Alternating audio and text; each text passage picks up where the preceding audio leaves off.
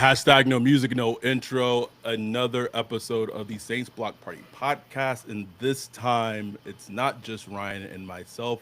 We are joined by the esteemed, the acclaimed Jourdan Rodrigue of the Athletic slash New York Times. She covers the Los Angeles Rams as their beat reporter, was the former beat reporter for the Carolina Panthers. You can also find her on the Heed the Call podcast and our dude himself, Greg Rosenthal, on the NFL Daily podcast. Jourdan, it is a pleasure. Thank you for joining SBP and talking football with us.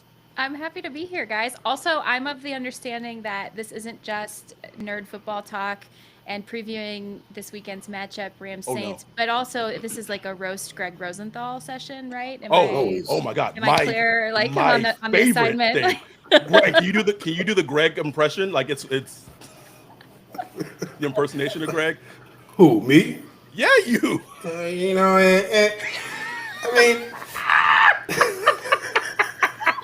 I mean, his EPA doesn't, isn't really impressing me the way, Wait, it's not the wait, best wait. impression. Wait, I got one. I got one.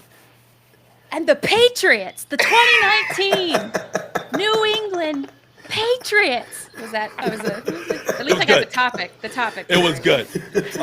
Greg. I mean, we roast Greg. Greg's such an amazing dude. Oh, I love that guy.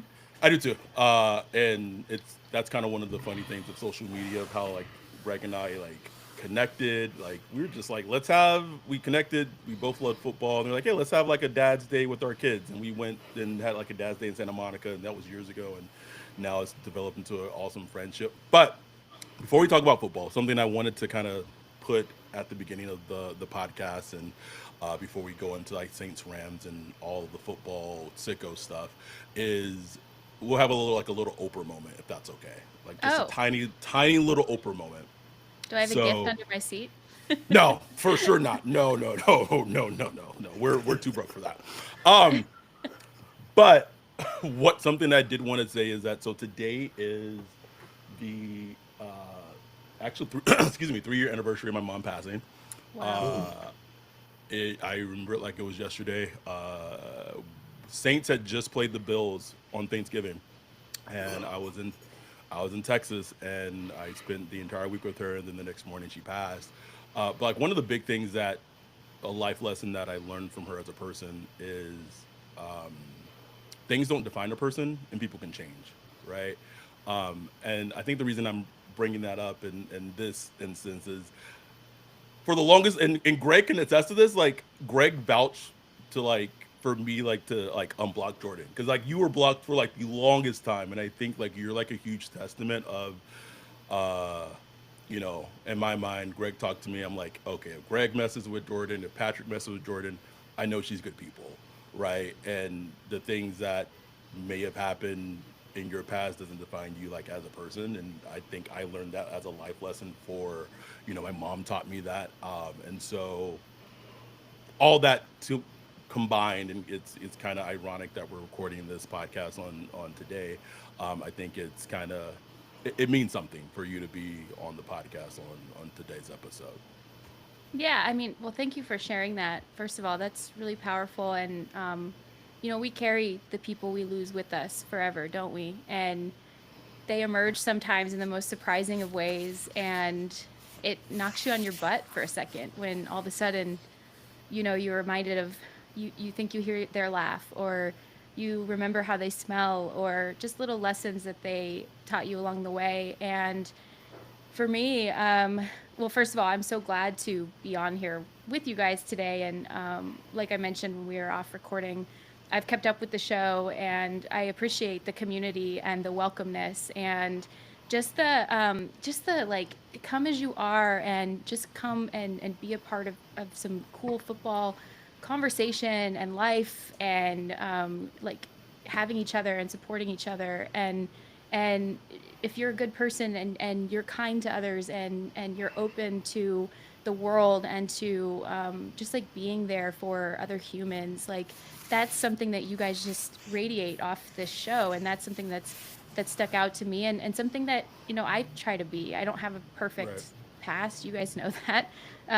But every day I try to be a better version of the day previous, and to be fully open to empathy and understanding, and treating people with kindness and respect. And I've been treated with so much kindness in my life and so much respect. And I've been in so many locker rooms where I've learned extraordinary lessons and impactful lessons, and just things that changed my life forever. And years and years and years and years can pass from mistakes that you make, but you never stop learning from them, right? Right. And you never Right. stop growing and developing as a human. And I'm so fortunate that I get to like be in the world and meet people, and like carry pieces of other people with me everywhere I go. And that's what I try to do, not just as a journalist, as a storyteller, as somebody who does continue to just like lay myself open to whatever I can receive from others, but also Right.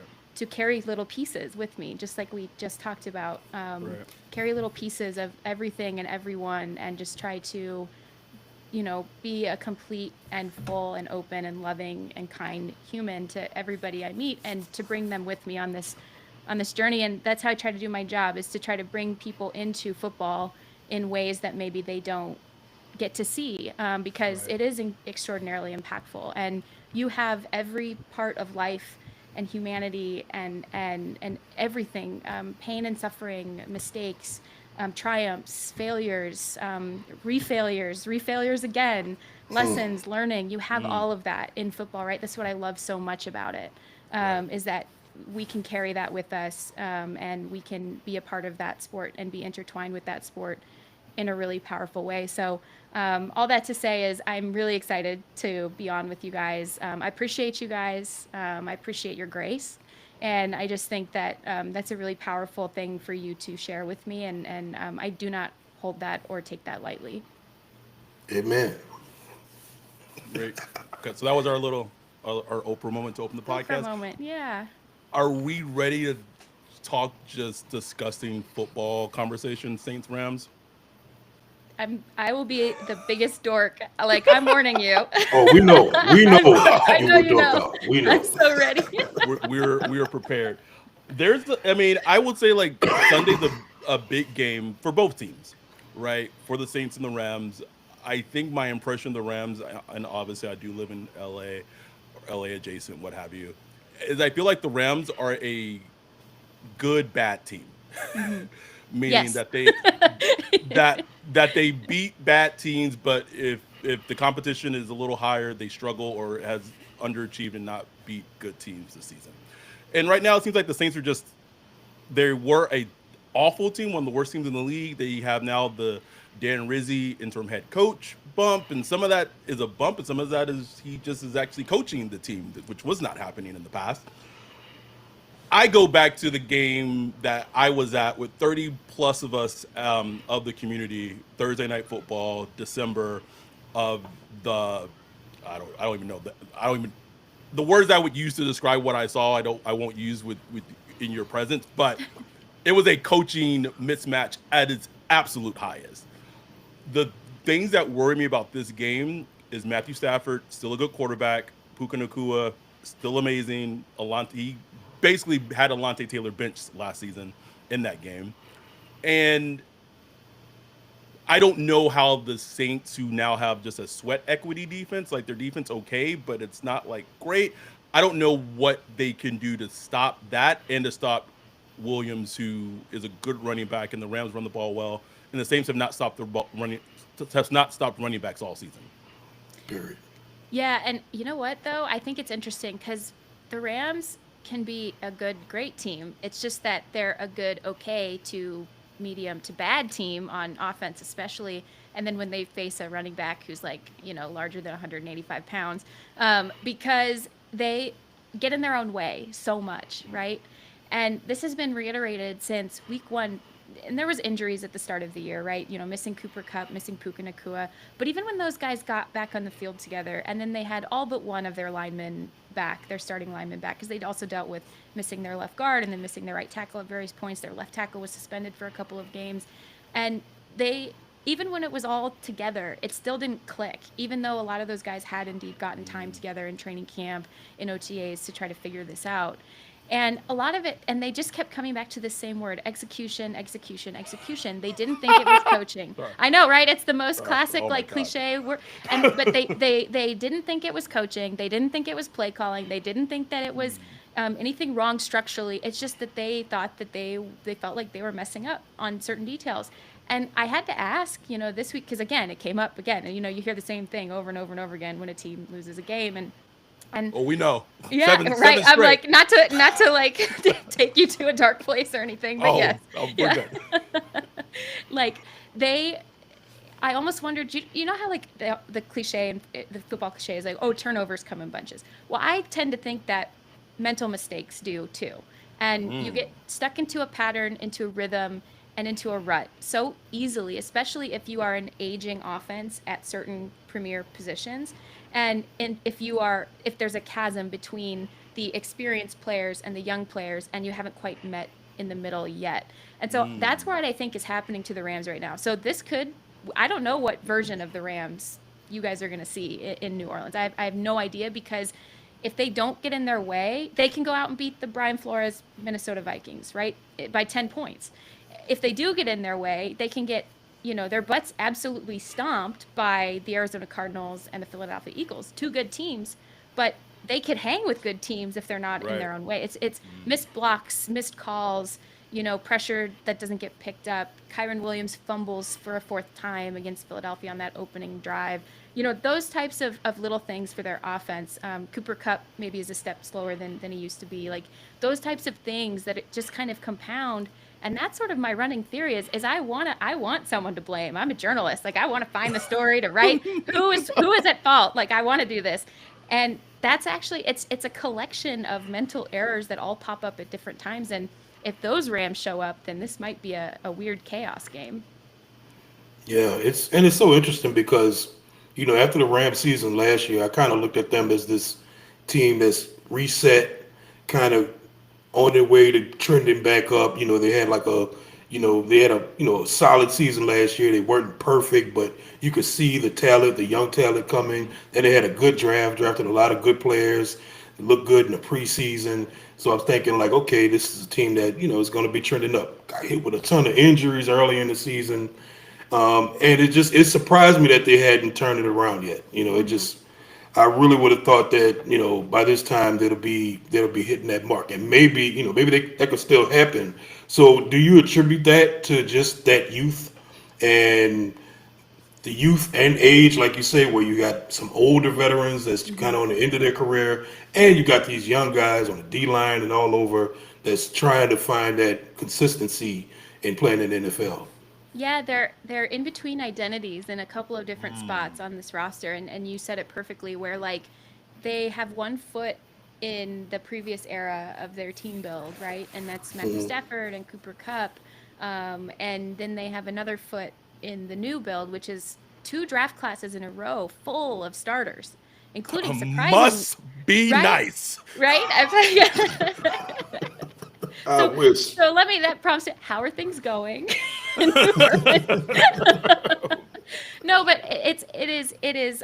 but that's where things can get incongruous sometimes, right? Where like you're you have a learned and lived experience as a set of veterans. You know what it takes, what your formula is to put things together efficiently, what a work week looks like, what a season at week 13 feels like at this point, versus some of these young guys who are first and second year players who either it's their first time going through that or their second time Right. going through that. And you also have coaches that are trying to meet these two eras in the middle. And it's Right. interesting, for the last couple of seasons, you've heard the whispers surrounding this Rams team, like, is this the year that they blow it all up? Is this the year that but they've sort of done like partial measures toward that. They overhauled their defense heading into 2023. And that defense was the youngest and cheapest in the league. Raheem Morris did a superhuman job coaching Yes. up that young defense. And Yes. Aaron Donald was just like, to me, I've seen Aaron Donald do some incredible things. That was the best version of himself, because he brought all these young guys up with him at the same time as being like one of the best players the world's ever seen. And then, but on the other side of the ball, they sort of stayed where they were at. Now, then on the offensive side, you see they're playing a rookie center versus the $51 million guard center, Jonah Jackson, that they brought in. They are trying to bring up some of this line while still a couple of older guys, Rob Havenstein, right tackle, who they'll get back this week, Matthew Stafford, Cooper Kupp, and those are great players, don't get me wrong, but trying to marry the generations together, to me, is where this team has felt a bit discombobulated. And it's hard because that's not necessarily a tangible thing, right? But you see how discombobulated it can get when they're at their worst, where it just doesn't feel like there's an identity there. You see what they're trying to do, you see what the theories are, and yet it just doesn't quite get there. It's kind of like when a car turns over and over and over and over again. It's like, this will be the time it starts. I know it. And it just never quite does. And so that's kind of where what the Rams feel like to me, inclusive to now their defense, where they have a lot of young rising stars on their defensive line.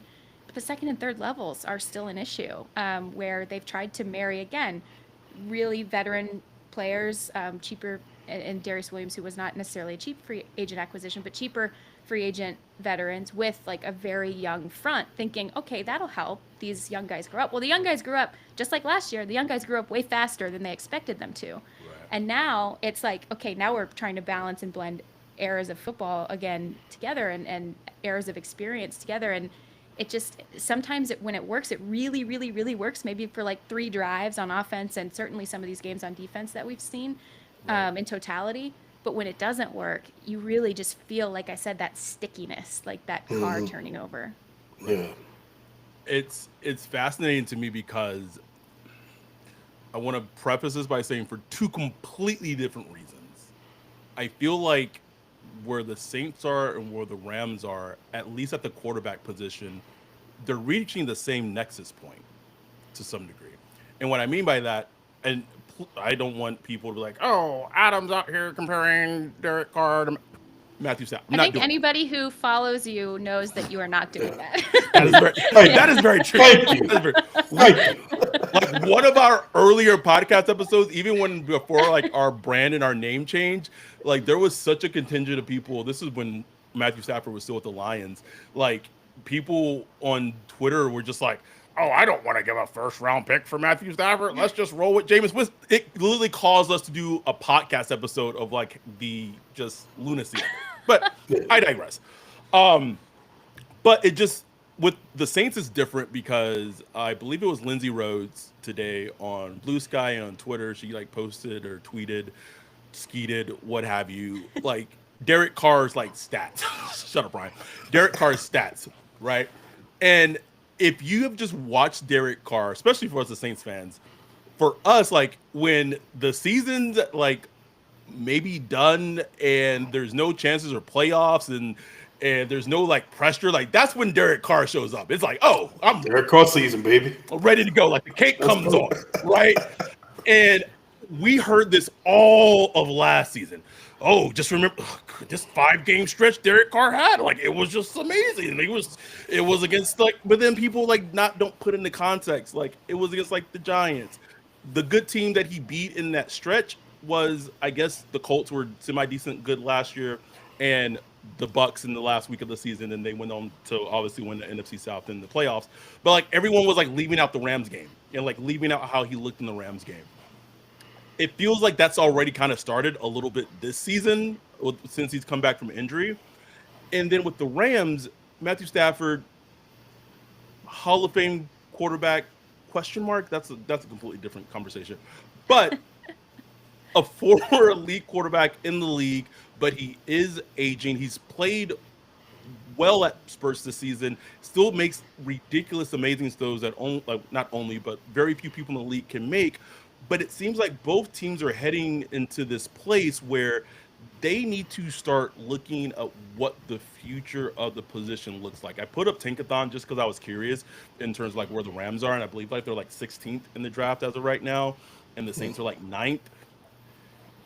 I don't know if this is the draft class to do it, but it just feels like at some point as a team, Rams, Saints, or whoever you are, you have to go out and get the next guy. The Saints are doing this thing, and we've talked about this a lot in our Discord, where we would think like it makes more sense to do the Tennessee Titans approach. their head coach came out and said, "We are evaluating Will Levis this season because you have to know if you have that guy." Hmm. For us, start Hayner, start Rattler, see what you have because at least you know going into the off season, okay, we feel comfortable enough that we can do a season with Hayner, Rattler, whatever, or we need to move on and draft a guy, what have you. It just feels like they're both meeting the same kind of nexus point of where they are for their starting quarterbacks.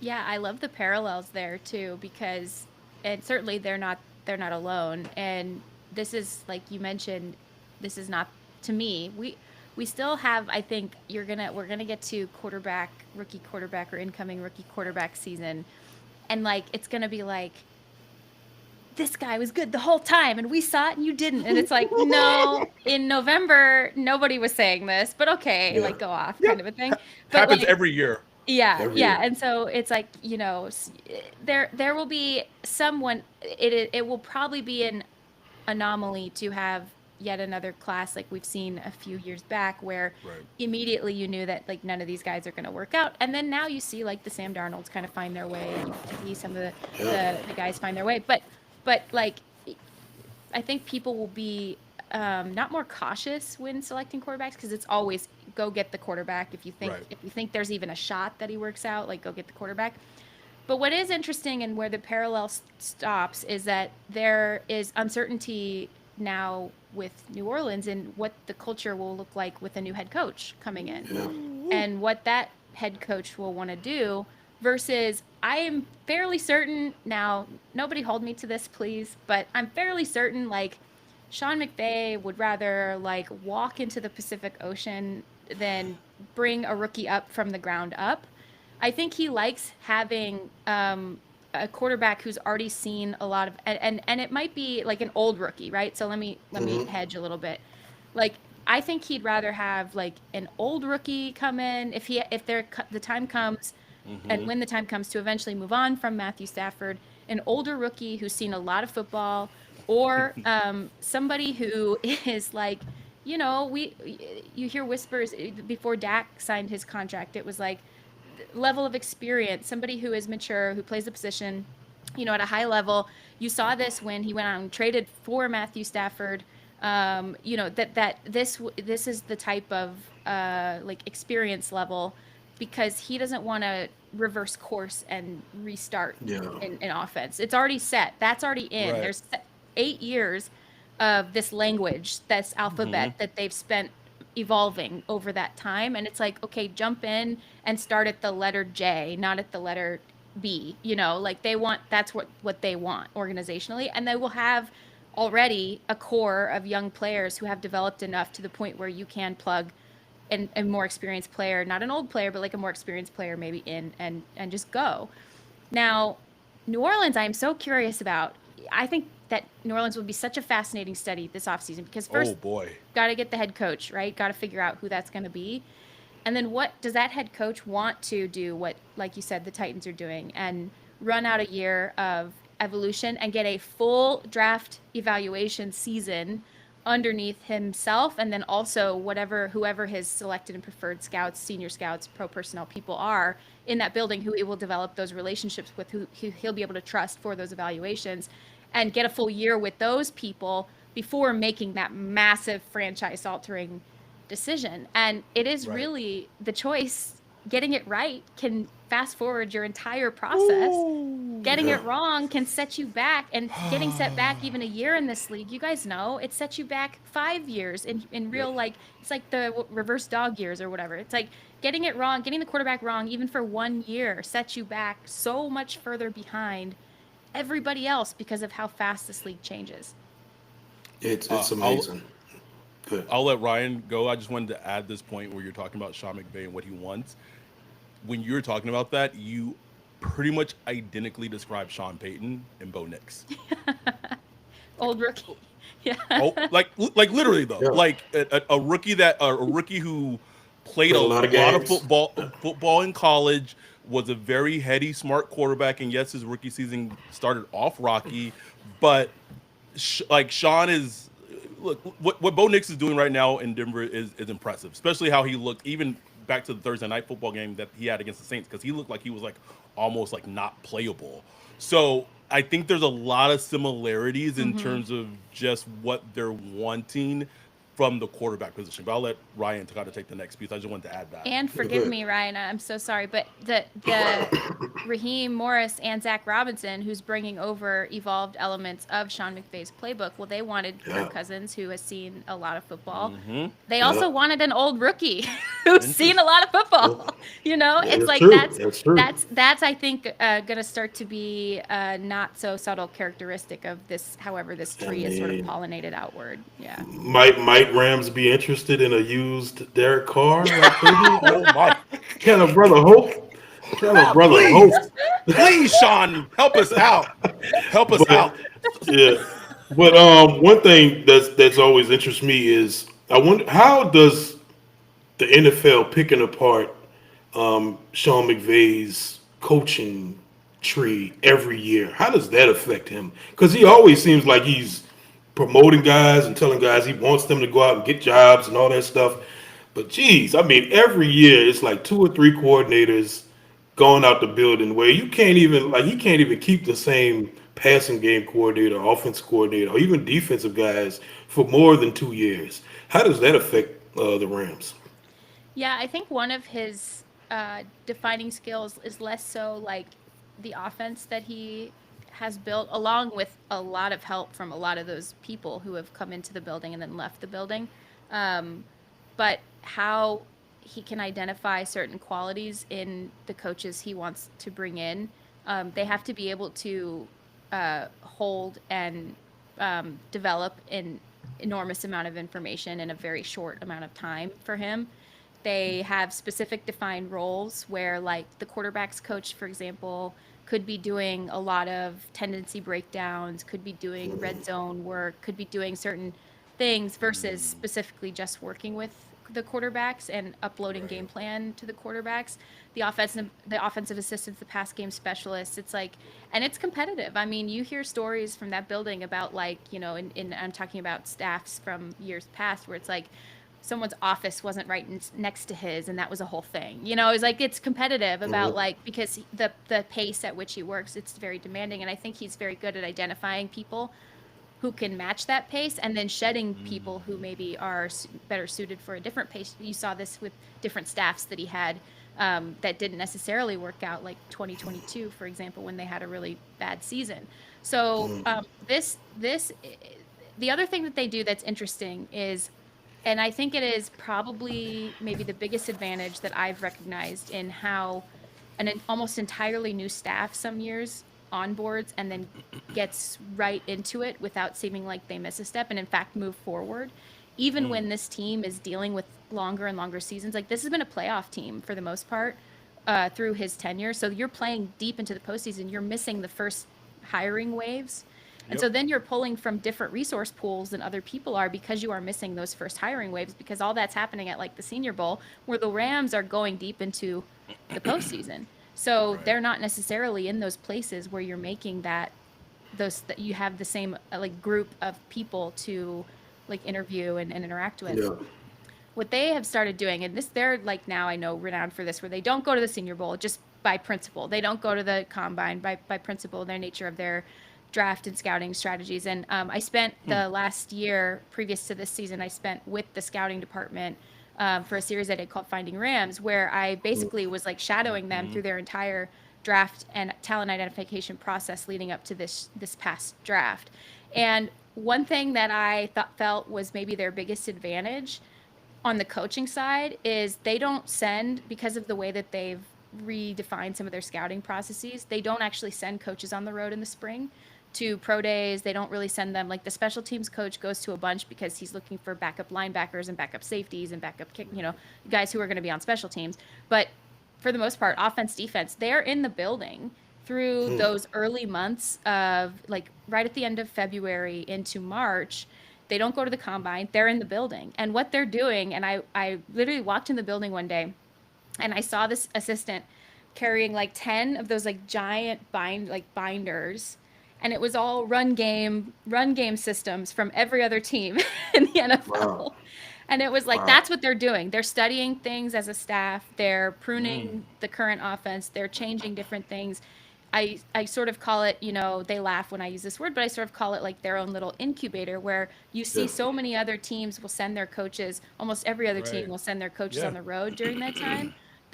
With the Rams, they're all in the building and they're all with each other as a staff and they're rebuilding an offense. So they feel they're already getting maybe a timeline step ahead in the process. By the time players get in, they're not starting their system from scratch again in OTAs and uploading it there. They already have, like I said, they're already starting at the letter J or K instead Right. of in the spring with these players, instead of starting, all the way back. With some now they have to start further back because they've been rookies. But the Yeah. coaches themselves are not starting further back. There's already a core system in place that brings these coaches up to speed quickly. And the ones who cannot come up to speed quickly, you often see those are the ones who, like, he hasn't retained over the last year. Now, there also have been a lot of people who have deserved and gotten those opportunities. So that to me, that period of time to me is their biggest advantage, and it meshes. You only get that if you have continuity with the front office. Yeah. Right. Les and Sean have been Huh. together for since 2017, so Yeah. that's part of the reason why they can do it this way, because Sean trusts at this point Les will just go and do all of that, Right. autonomously. Absolutely Fascinating. fascinating. Absolutely fascinating.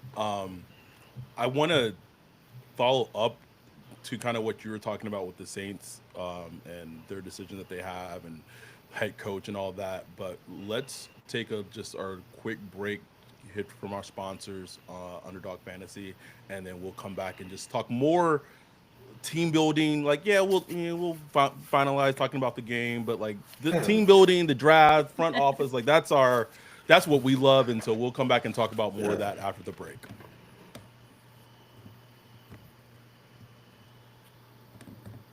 Underdog is the best place to cash in on all your takes this football season. Which players are going off? Which ones are cold? Make your entries in just a few taps and turn your sport opinions into real money. Wide receiver hurt? Every dog deserves a second chance. And with Underdog Rescues, you can get your money back and receive a promo if any early injury causes your entry to lose. I love Underdog Fantasy. Underdog is the best place to play champions. So sign up and deposit now using promo code Block Party to get up to $1,000 in bonus cash instantly. Download the app today and use the code Block Party to get up to $1,000 in bonus cash instantly. Again, download the app today and use the code Block Party to get up to $1,000 in bonus cash instantly. Will Derek Carr throw for over 75 yards, higher or lower? You decide using Underdog Fantasy. Download the app today and use code BLOCKPARTY to get up to $1,000 in bonus cash instantly. That's code BLOCKPARTY to get up to $1,000 in bonus cash instantly. Higher or lower, you make the call on Underdog. Must be 18 years or older, 19 or older in Alabama, Nebraska, 19 or older in Colorado for some games, 21 or older in Massachusetts and Arizona, and present in state where Underdog Fantasy operates. Terms apply. Void in Colorado. Concerned with your play? Call 1-800-GAMBLER or visit www.ncpgambling.org. Arizona, 1-800-NEXT-STEP. That's 1-800-639-8783 or text Next Step to 53342. In New York, call 24/7 Hope line at 1-877-8-HOPE-NY or text HOPE-NY to 467-369. Okay, we are back. I was glad Jordan figured out how to turn her Yes, camera all I right. did back it. I on. know. I was just sitting there like, da, da, da, da, da. Then I was like, oh my God, they even told me to do this and I didn't do it. So Teaching. got it. We got there in the Um, end, guys.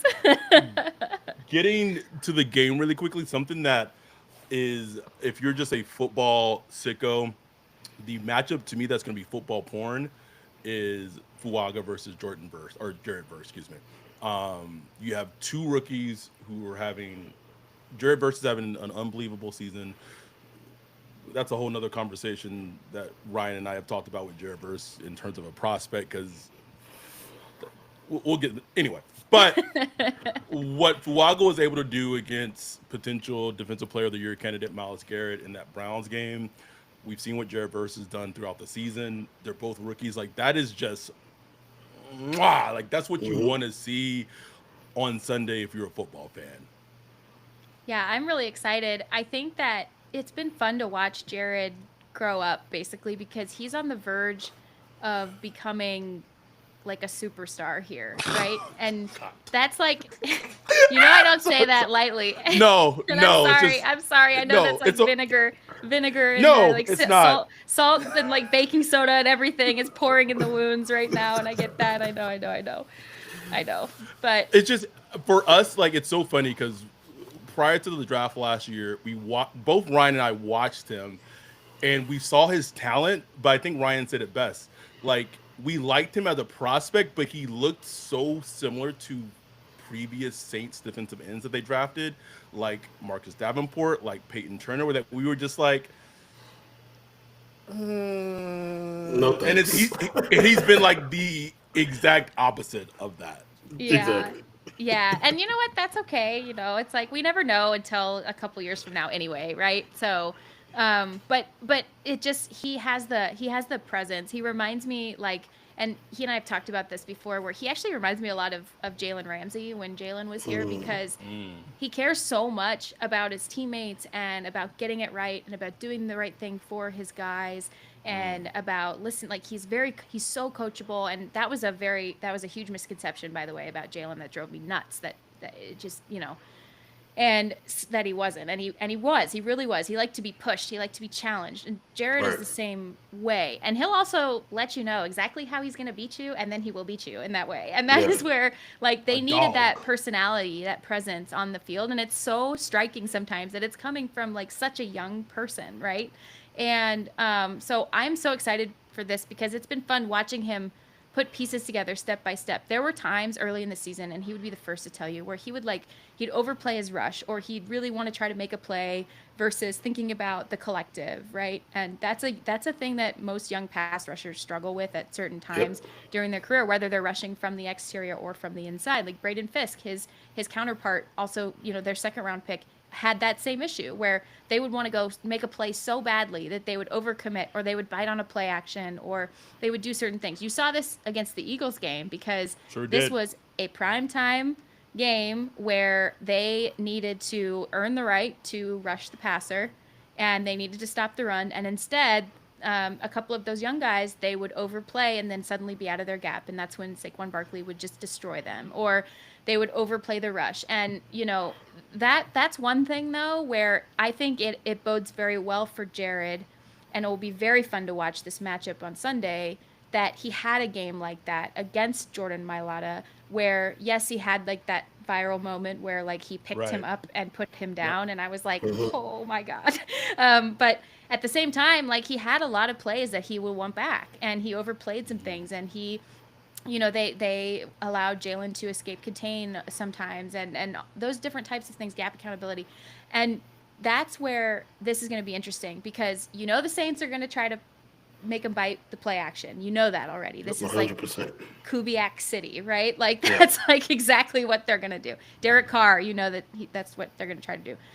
Yep. And so Jared Verse not only playing, technically sound and powerfully against such a high level prospect on the other side, but also like all of the little intricate details and little things that actually do lead to him making the play and the big play that you can't forget about as a part of the collective rush versus just an individual. And I think it was good for him to have this game in front of the entire world where yes, he had some great moments, but he also had some Right. bad ones where you're going to learn from that and teams will try to play you like that. And so let's see what Yeah. you learn. So that's what I'm most looking for with Jared on Sunday.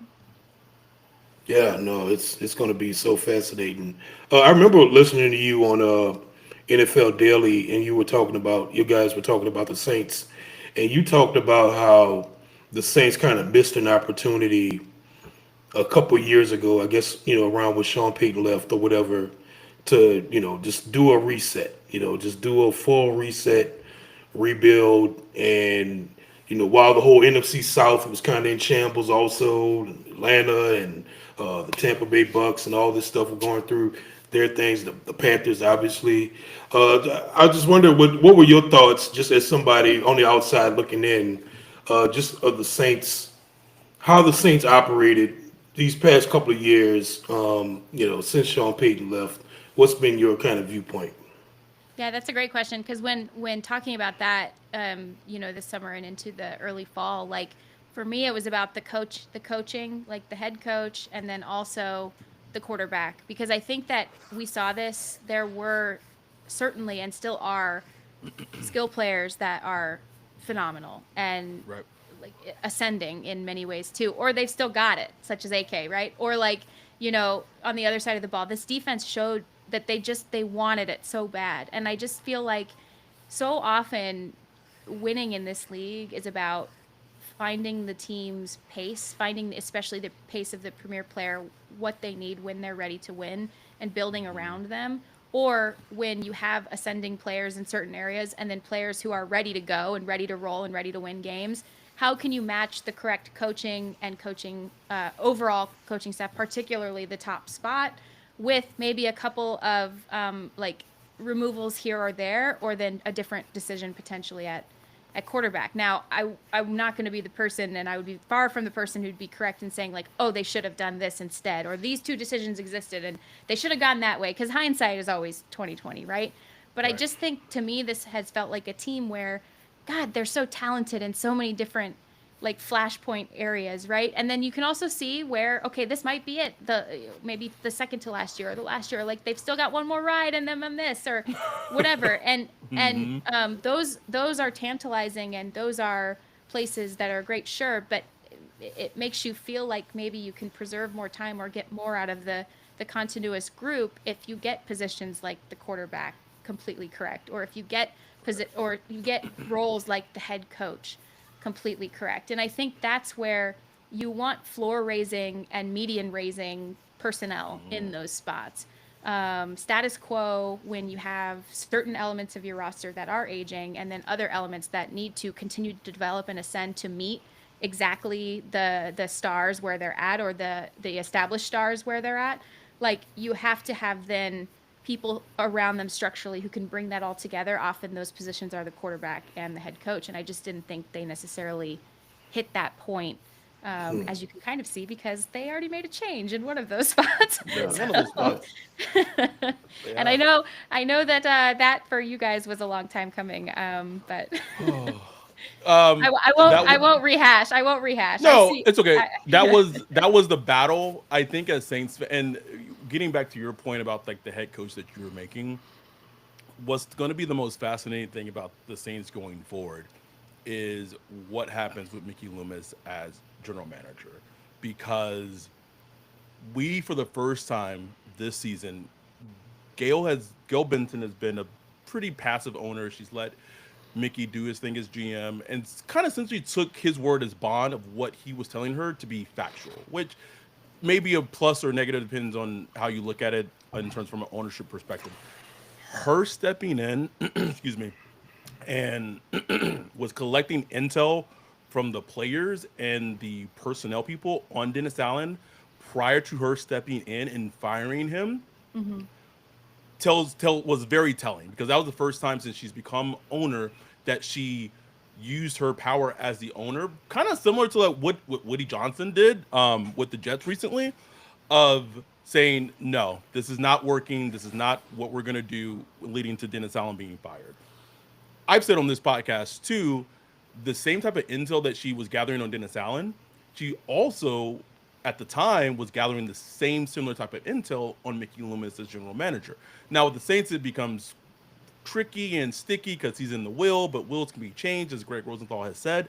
So for us, we are wanting to see what is Gail's decision going to be with Mickey Loomis as GM for the Saints long term for the future, because it's going, speaking of pass rushers and what have you, like one of the things that sticks in our craw is that Mickey Loomis essentially picked almost every player in the 2023 draft, right? So I can tell this draft story. I've told it many times on this podcast before. But in the second round of 2023, Jeff Ireland, the scouts, everyone had Brian Branch. Well, technically, it was Sam Laporta, Jonathan Mingo, Brian Branch, and then Isaiah Foskey, like stacked into the second round, right? Mingo goes to Carolina. Laporta goes to, Detroit, and so Branch was the next BPA on their board. Mickey essentially outrules Jeff Ireland, outrules the board, and takes Isaiah Foskey over Brian Branch. And I don't think we've ever really seen Isaiah Foskey make any type of like plays in like Anything. a Nothing. football game, He's right? done absolutely nothing. It's like one of our biggest like things that drives us crazy, right? And then Brian Branch is looking like potential like a maybe defensive player of the year candidate in year two as like a slot like havoc player. So if he's the one who had this input, the question is who's going to be leading the team going forward. And I've already been told that Mickey Loomis already like he wants like if he could, at least this was last month, he would hire like Aaron Glenn tomorrow. And it's like, bro, like you haven't even done a coaching search. Like, can you interview people? Can you interview? So that's the thing, kind of going back to the thing you were talking about, is like, the Dennis Allen thing was such like a sham in terms of they knew who they were going with. They wanted to continue the continuity thing, and that's what the route that they went. However, this is the first time that you can truly, to the best of your ability, try to set up the franchise for success. So that means having a deep and thorough coaching search and interviewing multiple different candidates, Rizzi, Aaron Glenn, whoever else that you can interview, and have an idea of what is the vision and how can you build this team to be successful. But it just seems like there's this Mickey wants to have this continuity thing because Aaron Glenn was on the staff before he went to Detroit and was with DC. And this is nothing against Aaron Glenn, who's done a great job with the Lions defense, even after losing Aiden Hutchinson. And I'm not even opposed to him being the head coach if that's the correct hire, but at least have a coaching search first. Like, that's just common sense. Like a real one, yeah. Like a real coaching search. Yeah, I think to your point as well, one of the biggest value adds from conducting an extensive search like that is so often, whether you're a general manager or a head coach who's hiring coordinators, for example, you're so siloed in your world because you are completely immersed in your year-round scouting, draft, and pro personnel identification process, which happens at different times of the year, and so you have to have different strategies for each of them. You're dealing with the money stuff, you are dealing with exits and entrances, you're dealing with, if you're the GM and you kind of have also some say in the executive and business side, you're dealing with that. You're in a silo where you're not necessarily always taking a step back and looking at the league at large. And yeah, and if you have a legitimate and thorough coaching search, and let me also say, it is so easy to go too far and talk to too many people, and then your head is spinning. But if you have like a thorough and really meticulous process, that is sometimes the best way to bring ideas into your building and to like open the windows and burn some sage and like get some breeze going through and like some airflow, right? And like and get some fresh takes, and then maybe this person who you interviewed, maybe he's not the right guy or woman, but also they have a candidate of a candidate that they brought up through the process that you're like, you know what, maybe that would be the right fit for a new personnel director. Or maybe that would be the right fit for, this is compelling about this person. Maybe I should put them in place to help develop some analytical models, or these types of things that it's so hard. I don't care if you're the best head coach, GM, whoever in the world. If you're not constantly seeking outside ideas and searching in that way, and this is like the most natural built-in way to actually search. It is literally a search. Like, it's like the best way to search for those new ideas is to talk to those smart, qualified people who potentially could lead your franchise. And even if you are set on a decision, at least you have a pool before you even start the process. And we know some of these owners and some of these GMs have done that. They've been set Yep. and it's been sort of a sham, and you've been like, all right, I guess this surprising no one, this is the hire kind of a thing. But sometimes, this is, and not to just bring it back to this, I guess because I'm on here talking about the Rams, the the Rams were talking to, oh man, guys, the Rams were talking to Josh McDaniels. Ooh. Ugh. They were talking to other, Matt Patricia. This was the Patriots when they were hiring Sean McVay, when they were in that prior to 2017, during that Yep. process. Sean McVay was a later interview on their schedule, and they also were going to interview Kyle Shanahan. And the reason that they could not get to Kyle Shanahan, that they moved Sean up onto their schedule, was because they were in New England interviewing people who I think we can very definitively say should not have had that job or either of the jobs that they had Nope. then. But they were interviewing them, right? And their plane got stuck in a snowstorm. Look at And God. because their plane got stuck in a snowstorm, Kyle had to move his interview back and couldn't reschedule it because of his own schedule. And then they ended up moving Sean up. Well, when they sat down with Sean, he blew them away. And then they brought in Marshall Falk to come talk to him. Blew Marshall Falk away. That's a great bar to set, by the way. That's like a high bar. Marshall Falk likes you, you're good.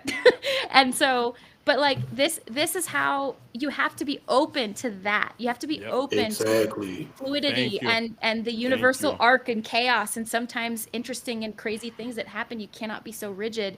Even if you have a person in mind, that's fine as long as they're the right person, as long as they are qualified and not like a friend of a friend of a friend who you do a favor to, Right. or like related to someone who is famous or whatever, like as we see in this league all the time. But like if you have the right person, if you believe you have the right person, still go and be thorough, still do the thing, still let yourself be carried by the flow of the universe toward these different possibilities and ideas, because that's the only way that you modernize a franchise and that you continue to evolve and to progress as like a monolithic entity.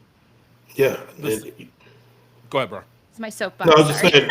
No, I'm saying the one thing the person doing the hiring has to do is be able to put their ego to the side, because you might have to bring someone in that's going to upset the apple cart, that's Yep. going to make people uncomfortable in the building, where people are comfortable right now. People in the Saints building are Ooh.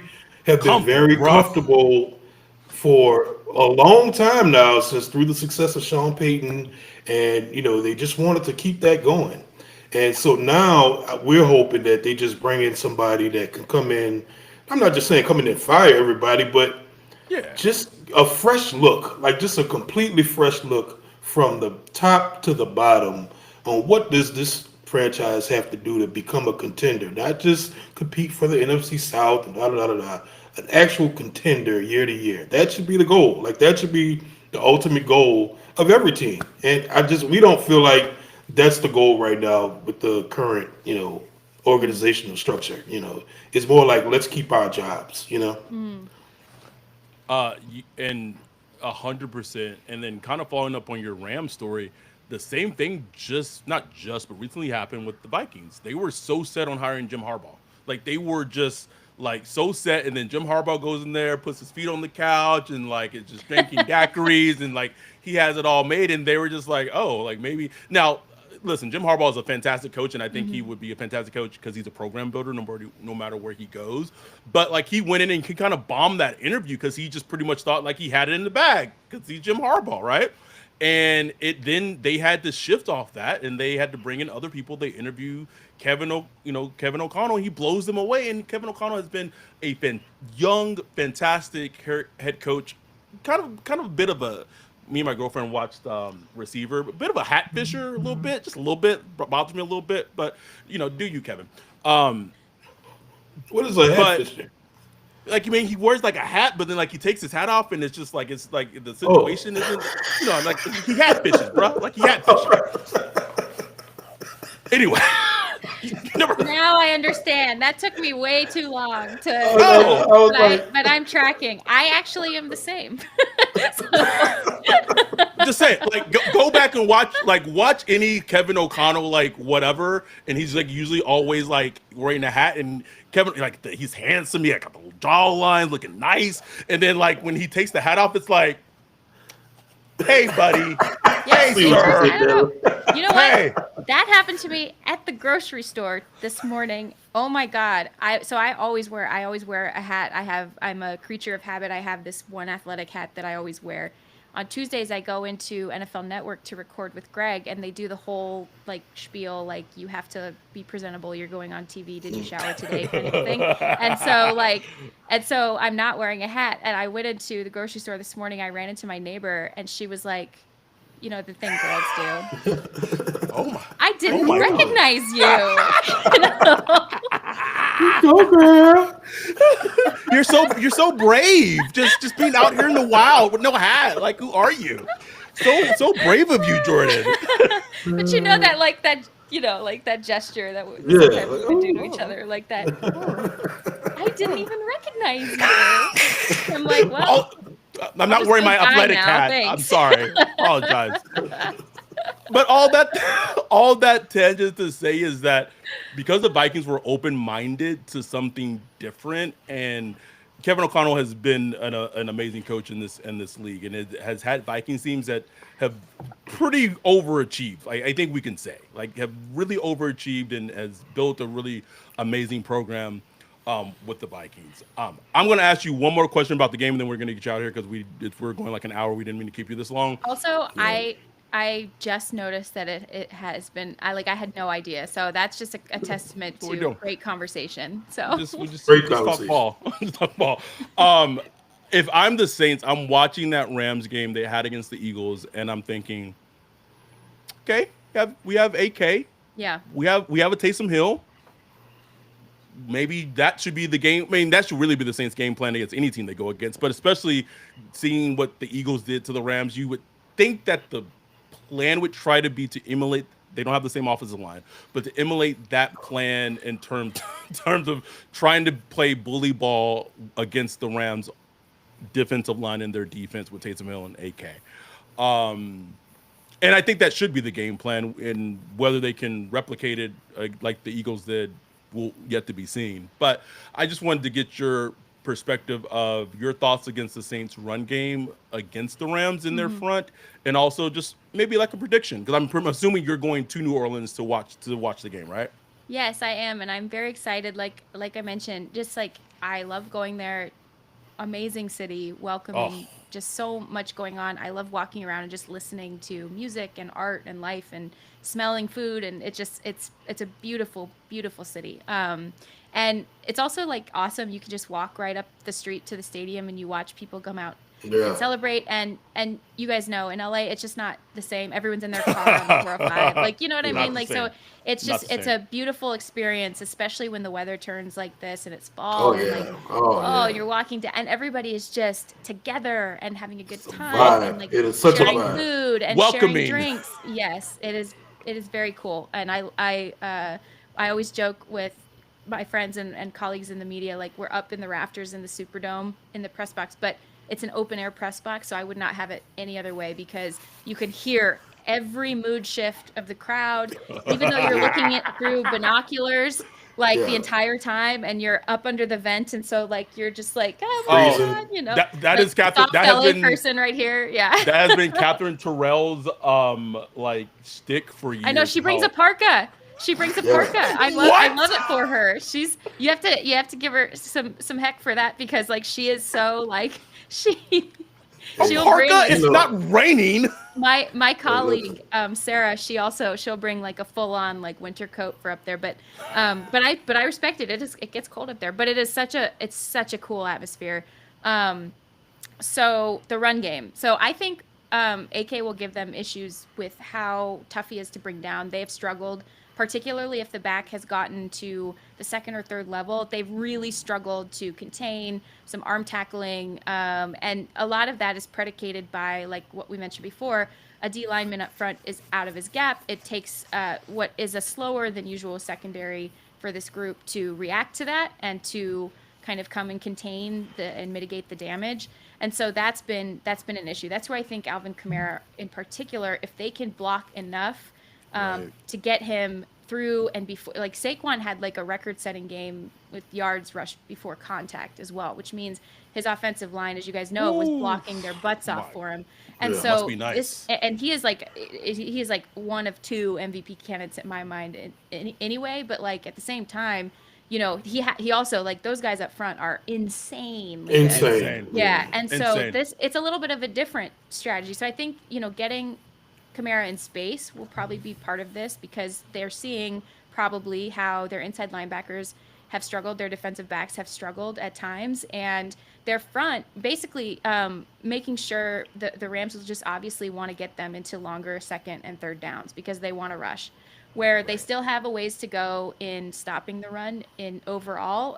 They, in the middle part of the last 6 weeks or so, they did a pretty good job, but against like really powerful offensive lines, against particularly quarterbacks who can create, which will not be this, but maybe they'll play a little Taysom as well. But particularly against the threat of a quarterback who can create, they've really struggled to contain up front or in the flats or in the space that the quarterback can use to get the ball down the field to his receivers. So that's where they have struggled. Now, the Saints are not going to necessarily have the latter part of that, but Right. they will be able to scheme Kamara into some different spots on the field that have given them trouble. And I think that's where you're going to really see them try to test the voids in this defense early.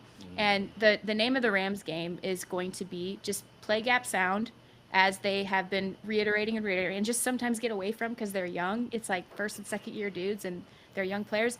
Try to set up at least second and medium and third and medium, and then rush the heck out of Derek Carr. And that's when you see them really come to life as a defense. So that's what I think their plan will be, kind of on both sides of the ball. But it's going to be fun to watch. It's going to be a fun little chess match, I think. It will be. It will be. Right. Anything for Jordan to No. let her? No. If I go, I have like 10 more questions. So I know, bro. I know. All right, Uh, this- Well, you guys I- know where to find me, so anytime, please don't hesitate to reach out, and I will definitely be doing the same. One thing we roasted Greg at the beginning, but I feel like we have to roast you for we gotta talk about the beans on toast thing. We gotta talk about it. Beans on to oh.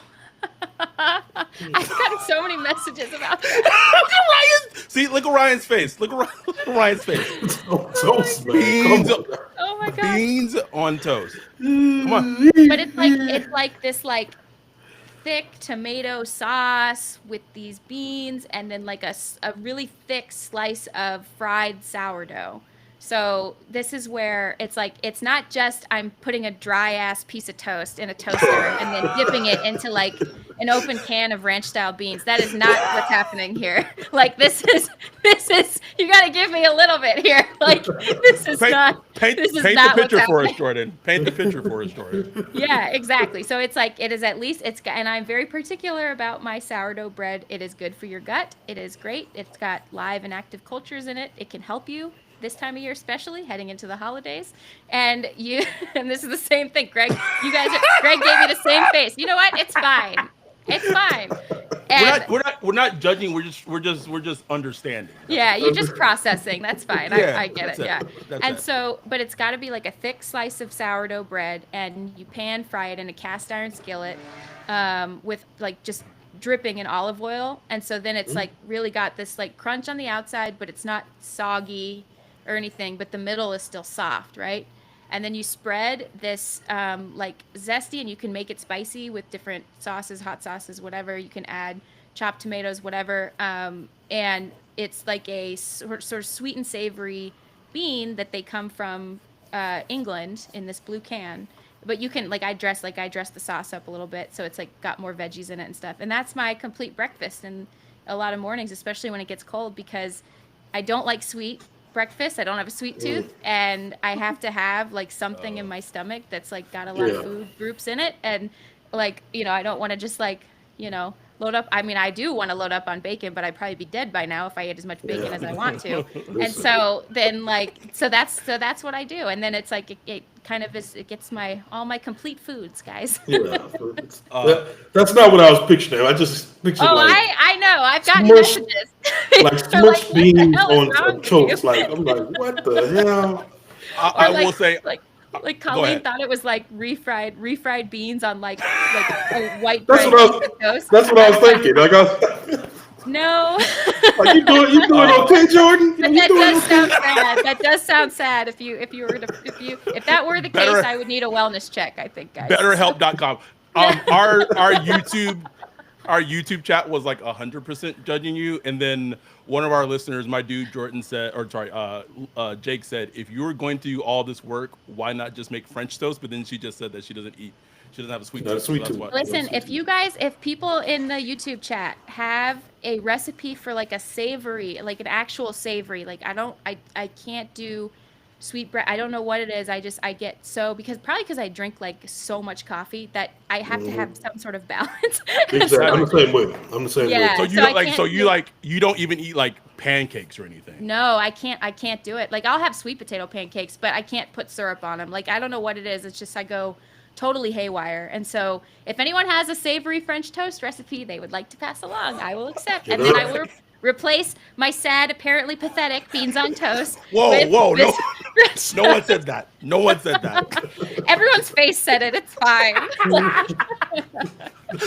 um, we should have you back just to have like a food podcast, just talking about food. Hey. Greg also has like he has some weird food taste too. It'd Oh be yeah. hilarious. Did you But guys hear the story? Hang on, we are not done with this. okay, Did I'm you guys hear the listening. I'm story listening. of him burying when he was a kid burying The beer? beer? Like, okay, how come that's not the lead here? Like, let's talk about that. Well, Like, I understand. Okay, so what I took was in bougie Massachusetts with nothing to do. They basically I love you, Greg. They basically took the beer because they were underage, and someone bought it, and then they took it to the forest, buried the beer in the forest because you couldn't take the beer home and have it in the fridge. Buried it, and then everyone then like convened at a later time to go to the forest and like dug up the beer and drink it. Good and I'm cold. Yeah. sorry. I'm there's sorry. something. That sounds like a fucking horror movie. I Like that know. sounds like a plot of like Blair Witch or some shit. I know. There's something about like the way that he said forest too. He didn't say the woods. You know, there's Forest. something that made me think like some dark creature was gonna What? come out and like Blair Witch. lure them. You know, beer can by beer can, Hansel and Gretel Forest style. beer. Like, we love you, Greg. We do. We do. But yes, That I sounds dope, 100%. man. I'm down with that, man. Let's just Bro, go to you the are forest, dig up some beer, you know? you're from New Orleans. You don't have to like hide beer like in the bayou or Nah, He anything, said, bro. You "Go to just, the forest, pick up some beer." I like that, man. It's just- like it's a store. Like insane to me. Well, I mean, it's not now, but like I'm from Lubbock, Texas, and when I lived there, and for the longest time, it was a dry county.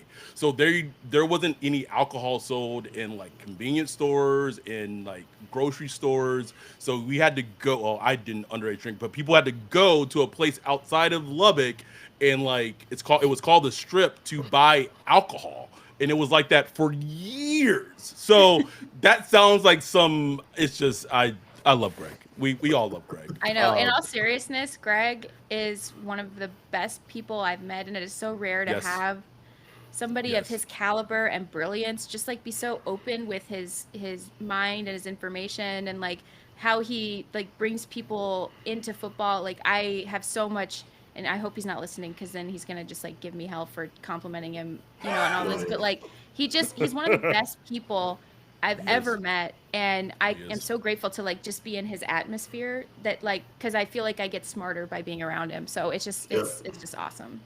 He's he's an amazing dude. When we're talking about food, the last time me and him hung out was a couple of months ago.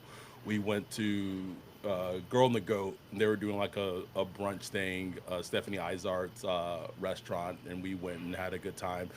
Completely like Greg's a foodie. I'm a bit of a food, maybe more a bit of a foodie, and so we had a good Right. time. But I know Ryan, I know. But he's an amazing person, and you know, if you know him, you know, like you said, he's a dad, he's a husband, but yet he's still so welcoming. He doesn't carry that sense of just pretentious Yeah. mass hole person. Like he's just so down to earth and so welcoming. Like when we went to the draft, this was what the Chris Olave draft. When we were in Vegas, me and Ryan went had our little sad little Saints Twitter podcast draft party. Shout out to Kevin for showing up, like the only Only person. Kevin. And it was Greg and Mark, and before the draft, like we got together that day of the draft, I think it was, maybe on Friday, the morning Yep. after, and we just were in Vegas and we were breaking bread and just having fun and Yep. just talking football and just those that's the person that he is, and Mark Yep. too. Like those, Yeah. that's who they are. So, Hmm. it's great to be friends and in associations with both of them.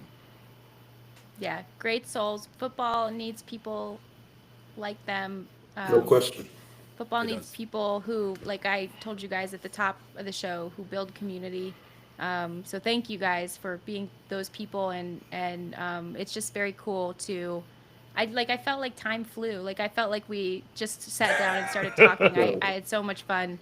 But this is all Yeah. your shows. You guys do this. You make people feel like they're just sitting right there with you, and I think that is such a credit to how you do it. Like it's just like I said, it is come as you are.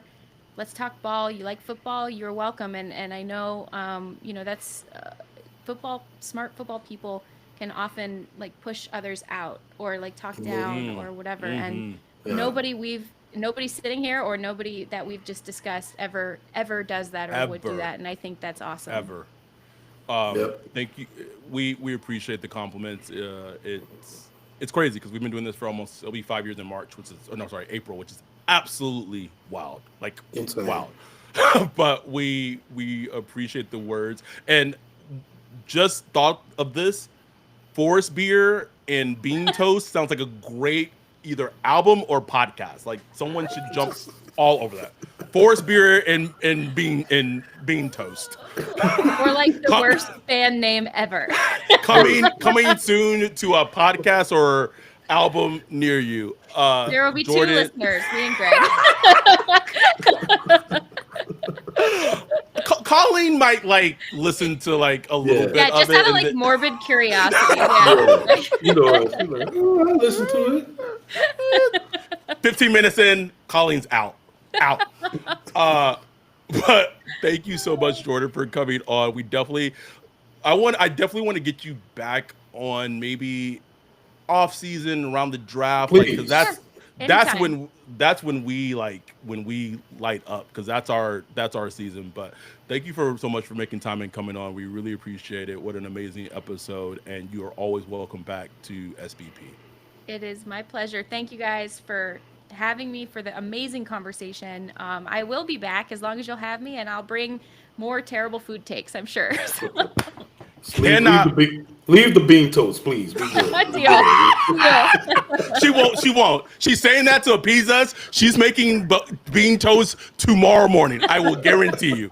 But anyway, thank you for coming on. We are wrapping up. We'll be back on Sunday night. So I didn't do any promoting, but we will have the live stream of the game for on YouTube, and for our Patreons, we'll have the YouTube live stream as we're watching the game together on Sunday, and then we'll do our rapid recap pod on Sunday of the Saints and Rams game. Thank you so much, Jordan. We are wrapping up. We will be back Sunday, and with that, we are out. Peace. We are so sorry to keep you going. Keep it. Oh no, I had a blast. Yeah. That was so much fun, you guys. That was Oh, awesome yeah. conversation. Thank you for like the thoughtful questions and conversation. Like it was so conversational. It just flowed. Like No, it did not feel like an interview. I Yeah, that's seriously awesome. had like 20 other things I wanted to ask, so we definitely yeah, got to do it definitely If I have to. again. didn't talk so damn long on some of my points, Listen, yeah, That's what I I get love on about you. myself I all the love time. I love that about you. When I listen to NFL Daily, you go deep professional into stuff. yapper. Yeah, but you go deep into stuff like I'm like, damn, I didn't think about it like that. So that's why I wanted to have you on. Oh, that's very nice Yeah, of you. and I did want to I meant what I said, like sincerely, like I did too. Yeah. so I appreciate you coming on, and I appreciate us kind of having this newly found friend.